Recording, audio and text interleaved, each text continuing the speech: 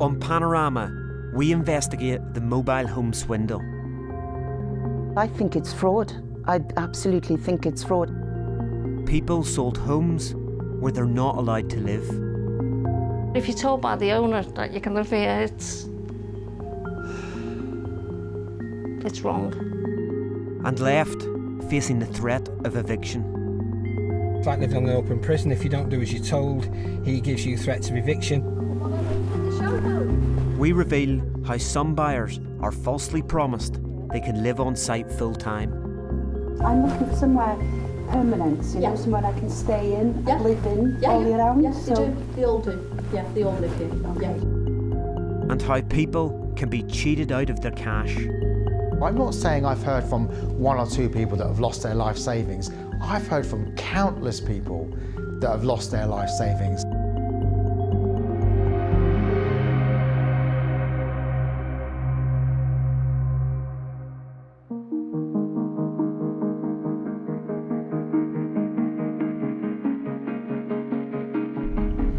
Here we are, Angel of the North Residential Park.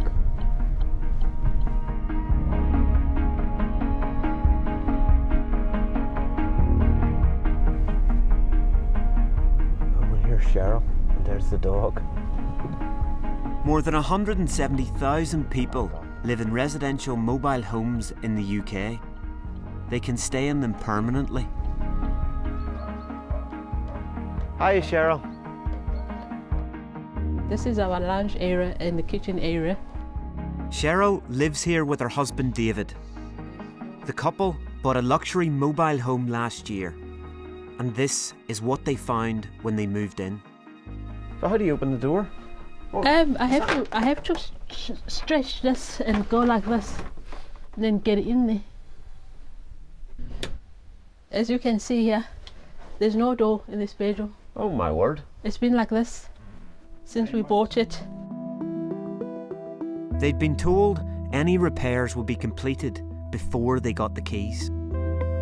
How much did you pay for this? £125,000 we paid cash. And an extra £7,000 for improvements. The home was originally in a prime spot, but the local council took enforcement action against the site owner because it was too close to another home. So 7 months after they moved in, the site owner towed Cheryl and David's unit to the edge of the park. When you open this door, there's no steps. It's quite steep down. I put these temporary, so just be careful when you come down and hold on to things in case you fall. All right. Okay. As you can see, electric cables are exposed. No brickwork has been done underneath the unit. Was there supposed to be brickwork? Yes. Yes, it's supposed to look like this. And just tell me that, is this a door? Yes, this is a sliding door. I put this for me to get out in case I need to get out, but my husband can't get out of here because it's dangerous. I just put a temporary step ladder there. That's what the step ladder's for? Yeah. Brand new unit, supposed to be brand new luxury move-in ready unit, but this is what we've got. I don't know how long we're gonna live like this, and I don't know what else to do, in all honesty, because we invested all our money here, and that's it. The winner in this category of Entrepreneur of the Year is Alfie Best. This is the man who sold David and Cheryl their new home. I genuinely believe that it is the solution to affordable housing. Not could be, not would be, is the solution to affordable housing. His company, Wildcrest Parks, has made him rich. He's the star of his own glossy documentary, Gypsy Billionaire.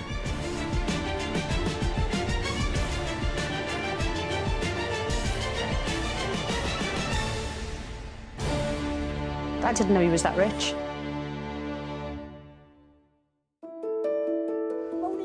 Morning. I am, how are you? Good. Every day's a great day.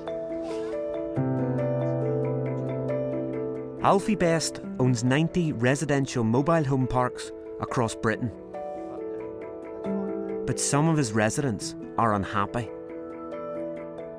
He's agreed to speak to me about their complaints and his business. I'm a gypsy, so I love park homes. I was born in a caravan, so I have a kindred spirit to them. He says the decision to move Cheryl and David's home had nothing to do with the council's enforcement notice. We dealt with that, and the council withdrew the notice because it wasn't stationed in the wrong position. But why was the home then towed to the far end of the park? Because they'd had an argument and disagreement with the neighbour next door, and they went and picked that plot, which was a better plot, a premium plot, because it was in the far end of the park. And we've got it in writing from them asking us to do that, of which we did free of charge. They completely dispute that. They say something completely different.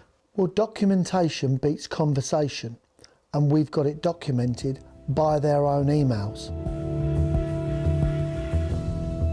Alfie Best shared the emails, but they don't support his version of events. They don't mention a neighbour dispute, and they don't show that Cheryl and David were the ones pushing for the move. Internal repairs have now been made to David and Cheryl's home.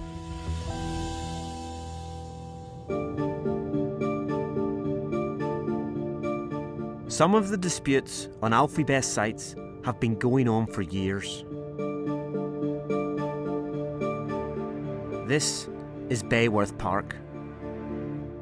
Before you put up a mobile home, you need planning permission from the local authority. Alfie Best Company put a home here in 2015 and then sold it without telling the buyer it didn't have planning permission. The company was forced to buy it back in January 2020 after the buyer took legal action. Thanks for saying that. How you doing? I'm Rory. It's now got a new owner. Who's this? Rufus, Hello, Rufus. love of my life. Louise bought the home in October 2020 for £165,000. This is lovely. Yes, yes.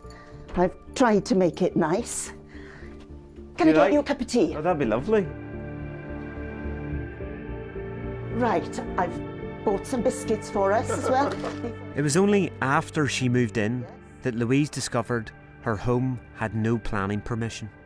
Having bought this place without planning permission, obviously I can't morally sell it on. So I'm in limbo. I'm stuck. I'm stuck.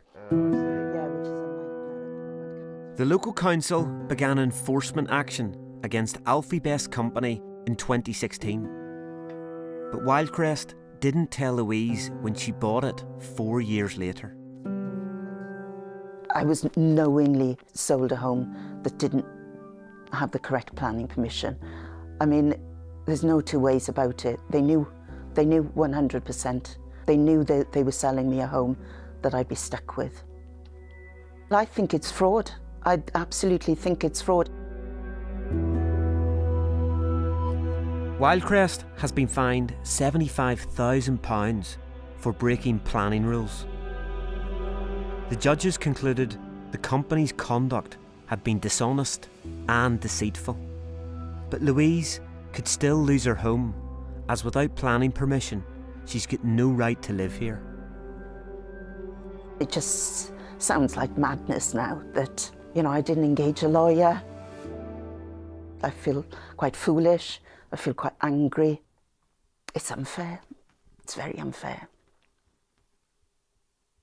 A very rich and influential man has, has treated me appallingly.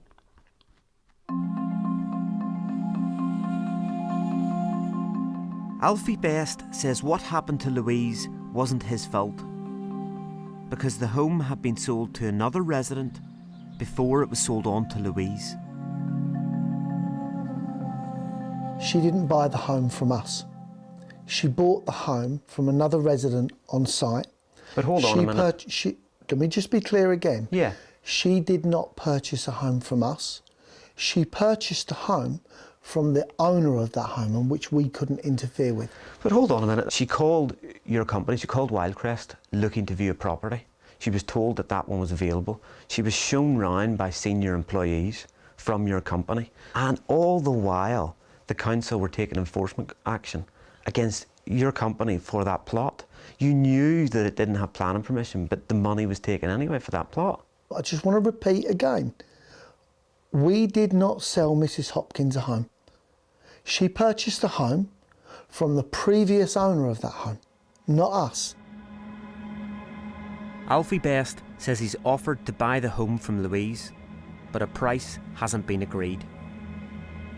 Of course, if I try to sell you a plot and that plot's got a planning dispute and I don't tell you that, then you may well buy that plot. But if I say to you, by the way, it's got a planning issue going on, there's enforcement proceedings, you would not buy that plot. You just wouldn't.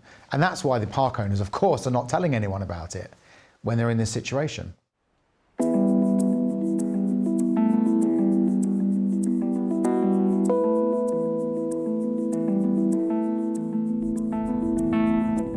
Alfie Best often tests the planning rules. I've come to Cornwall to investigate further. Glenlee Residential Park, Wildcrest. The homes themselves are owned by the residents, but the concrete pitches they sit on belong to Wildcrest. It's the company's job to make sure they all have planning permission. There's number 1, 2, 3, 4, 5. According to council records, this site has permission for 66 mobile homes. 50, 51, 52, 53, 54. But Alfie Best has more than that. 69, 70, 70. 1, 2, 3, 4, 5, 6. I've counted 76. In fact, there are 80 homes on this Alfie Best site. That means there's 14 more pitches than specified by the planning permission, and that could be a problem for the people living on them. It's a massive issue. If you're stuck with a pitch where it's got no planning to be there, it means you're not legally allowed to be on that pitch. Many of these park owners make significant sums of money from these parks. They take a plot of land and they squeeze as much cash out of that land as they possibly can. And unfortunately, on many occasions, that means crossing the line and harming consumers and just taking advantage of them. And those consumers, they're the ones that lose out. Alfie Best says the site has an older planning agreement called a Certificate of Lawful Use, which means there's no limit on the number of mobile homes. But we don't think that's right. I've looked at the planning permission, which was granted to your company, and it says very clearly, no more than 66 mobile homes shall be on this site. It's in black and white. I'm saying to you that you've obviously completely misread that wrong. The council say something very, very different. There is a Certificate of Lawful Use. And the Certificate of Lawful Use is the use of the land as a caravan park. That means that your legislation is governed by the site licence, and that has no numbers. And I'm saying to you that I've got documentation with me right now that shows it has a site licence with no numbers. Fact. This is the site licence Alfie Best's talking about. It doesn't specify the number of homes, but it says the number of caravans on site shall be determined in accordance with relevant planning consents. Cornwall Council has confirmed the planning permission is for no more than 66 residential caravans. it's now launched an investigation.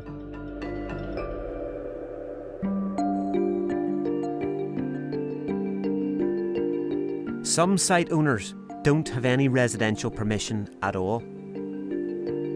There are more than 350,000 caravans on holiday parks in the UK, and the rules are very different. The caravans are for holiday use only, so no one's supposed to live in them all year round.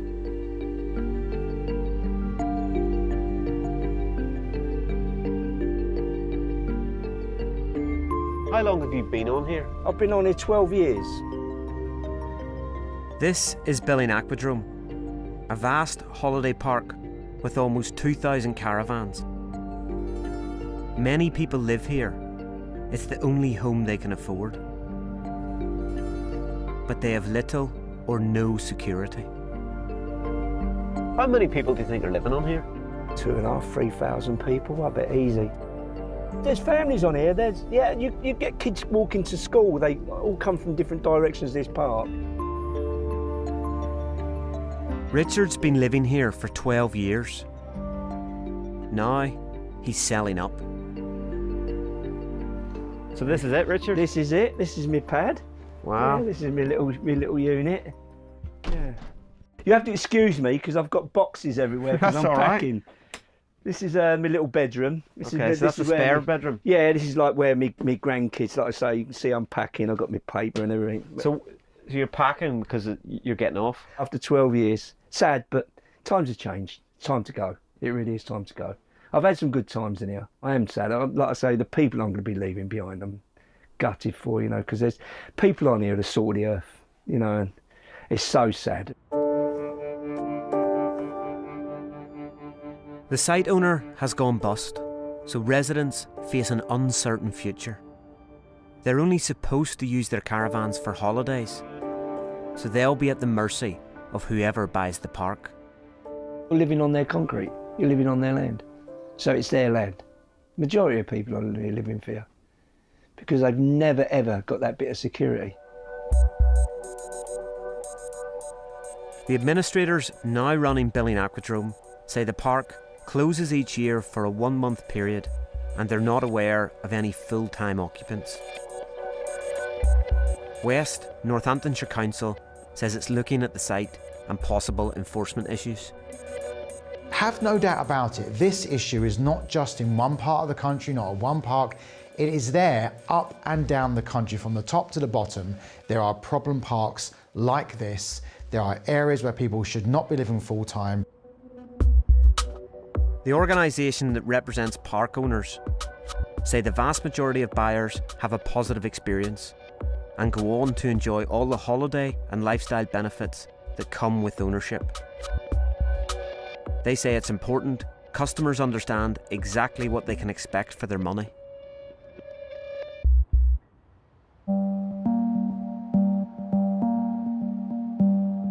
But not all customers do. Some are tricked into buying caravans on holiday parks after being told they can live on the sites all year round. Time now is 6:20. 6:20 on a Sunday morning. This has become my regular Sunday trip now. I rise out of bed, I then head out 6:30, 6:45, and I'll be out all day at work. Mike came to Wyre Country Park near Blackpool to retire. But now he's working 6 days a week. Me and my wife moved here. We decided we wanted to retire somewhere nice, somewhere pleasant, somewhere a bit more rural.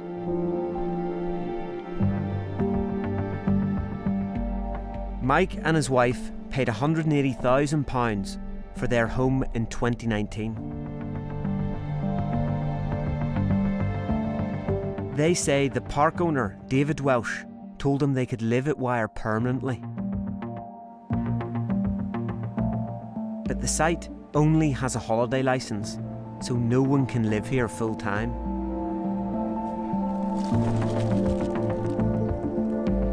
Now Mike's working as a delivery driver to raise cash to take legal action.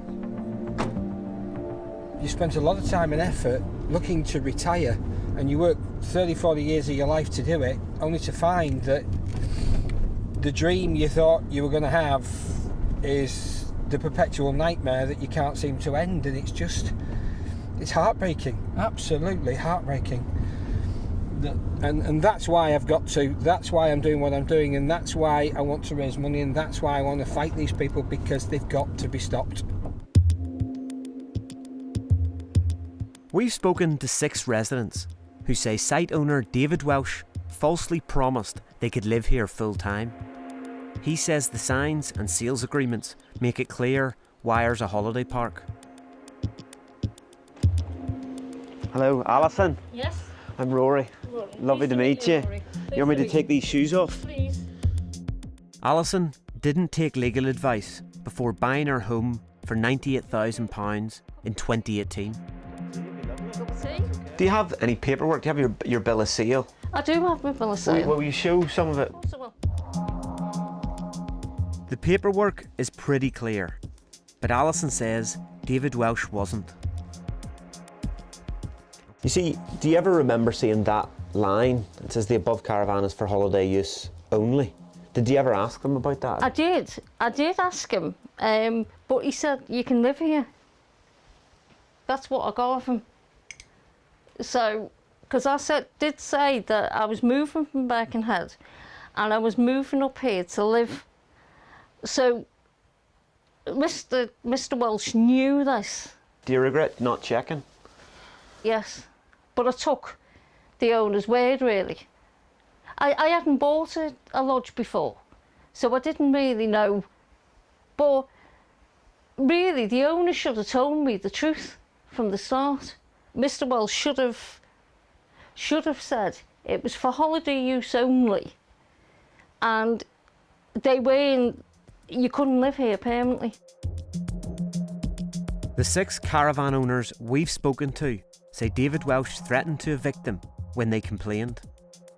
It's like living on an open prison. If you don't do as you're told, he gives you threats of eviction, because really it's a 12-month holiday licence, not a residential licence, so necessarily we're not supposed to be there.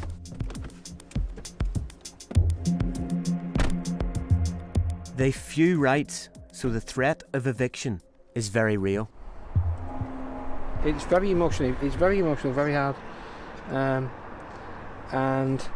But I gather myself together because I need to be strong for my family, I need to be strong for my wife, I need to be strong for everybody else that can't be. But yes, it's hard.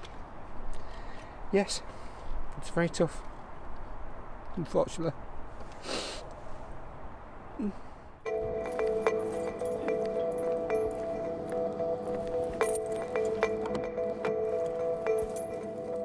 We want to investigate further. So we're sending in an undercover reporter posing as a would-be caravan buyer. She's already been told by David Welsh on the phone that the park has a residential side and she can live there all year round.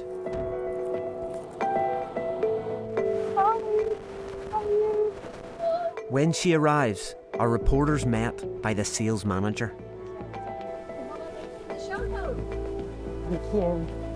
So this is just the show, is this? Show home, yeah. Okay. The sales manager says most residents live here full time. They've chosen probably for this to be potentially their last home. Sounds a bit morbid, but potentially it could be. Yeah. You know? No one's allowed to live here permanently, but that's not what the sales manager tells our undercover reporter. I'm looking for somewhere permanent, you know, somewhere I can stay in and live in all year round. Yes, they do. They all do. Yeah, they all live here. Okay. Yeah. Don't you just want to... The site owner, David Welsh, then gives our undercover reporter the hard sell. Do you like the park? Yeah, I do. No, but it feels like somewhere I could live, you know. Listen to me, it's a beautiful, beautiful environment. The discussion I've got is I can't get lodges quick enough for the park. I know. We have got another customer that's just been before you've come, and they also want to buy a lodge as well. Then it's back to the sales manager, who appears to be promising a home for life. Yeah. These are here for the next 50 years. Okay. So it'll be handed down to family, friends, relatives, whatever it happens to be. Nice. So the upshot is, it's something like this is about £200,000. Yeah. Even when our undercover reporter raises the holiday licence, the sales manager says it's fine. That means that they are paying the council. Is it holiday and residential? Right, what we've got is, we have a licence which is a 12-month holiday licence, because the council will not give anybody full permanent residential licences. This is not us, this is the council. The site's 12-month holiday licence just means you can take a holiday at the park any time of year. It doesn't mean you can live there all year round. So what the sales manager's saying is misleading. We are open 12 months of the year. Nobody has to leave, but they will not grant us full residential licence. They grant us 12 months. Do they know that people live here? Yes. Wyre Council says living permanently on this holiday park contravenes planning permission and the site licence. If you have any questions or anything, just give me a ring. If you want to come up, That could lead to enforcement action against the site owner and eviction for the caravan owner. These consumers are not using lawyers. They're not going to solicitors or conveyancers when they buy the caravans because they're worried about it costing too much money. I think this is a really big issue. I'm not saying I've heard from 1 or 2 people that have lost their life savings. I've heard from countless people that have lost their life savings. David Welsh denies misleading buyers. He says he's not received any formal complaints about how the site is managed, and he rejects any allegations of intimidation or threats to evict holiday makers. The sales manager didn't respond.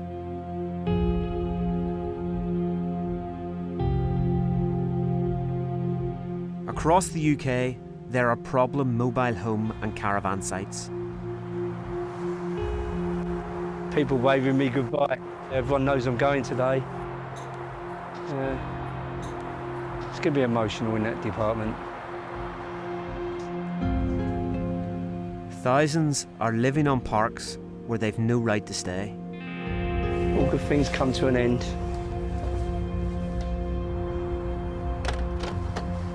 That's it. That'll do, mate.